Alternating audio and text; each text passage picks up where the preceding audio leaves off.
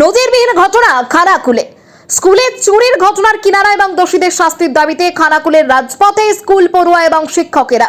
খানাকুলের Ghoshpur union Netaji বিদ্যাপীঠে এক দুঃসাহসিক চুরির ঘটনাকে কেন্দ্র করে সমগ্র এলাকা জুড়ে ব্যাপক চাঞ্চল্য ছড়িয়েছে।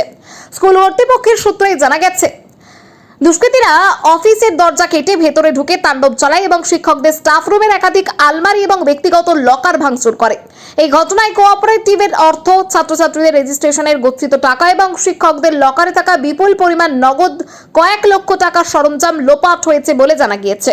সেই সঙ্গে বিদ্যালয়ের একাধিক গুরুত্বপূর্ণ ফাইল এবং নথিপত্র তছনছ করার ফলে শিক্ষক এবং শিক্ষার্থী এবং অভিভাবকদের মধ্যে নিরাপত্তাহীনতা তৈরি হয়েছে। খবর পেয়ে ঘটনাস্থলে পৌঁছে তদন্ত শুরু করেছে খানাকুল থানার পুলিশ।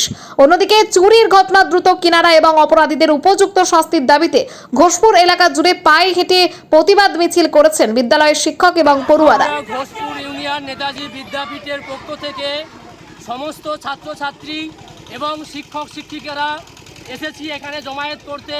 তার কারণ গত রাত্রে আমাদের বিদ্যালয়ে একটা ভয়াবহ চুরি ঘটনা ঘটেছে এবং বিদ্যালয় থেকে সমস্ত নথিপত্র, আলমারি ভেঙে কোঅপারেটিভের টাকা, ছাত্রছাত্রীদের রেজিস্ট্রেশন এবং এনরোলমেন্ট ফি সমস্ত টাকা আলমারি ভেঙে দোষীরা বা যারা চোর এসেছিল চোরেরা তারা চুরি করে নিয়ে চলে গেছে।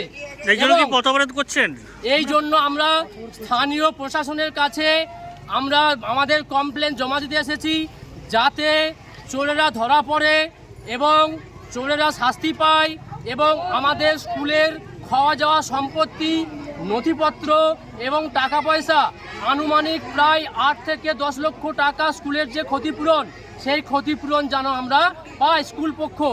এবং যা আমাদের বিদ্যালয়ের প্রায় 9টা আলমারি লক অ্যান্ড কি অবস্থায় ছিল সেগুলো ভাঙা হয়েছে এবং সেখান থেকে টাকা পয়সা বের করে নেওয়া হয়েছে এবং মিড ডে মিলের যাবতীয় তথ্য এবং ডকুমেন্টস সেগুলো তারা চোরেরা চুরি করে নিয়ে গেছে। এবং আমাদের যে সিসিটিভি ছিল সেই সিসিটিভির যে মনিটরটা আছে কিন্তু তার যে হার্ড ডিস্ক, সেই হার্ড ডিস্ক পুরো একদম লোপাট করে নিয়ে চলে গেছে। এবং এর থেকে মনে হয় চোরেরা এইখানে রেকি করে আগে থেকে প্রি প্ল্যান্ড তারা স্কুলের মধ্যে এই রকম ঘটনা ঘটিয়েছে। আমি ঘোষপুর ইউনিয়ন নেতাজি বিদ্যাপীঠের একজন সহশিক্ষক সুমন্ত কুমার দত্ত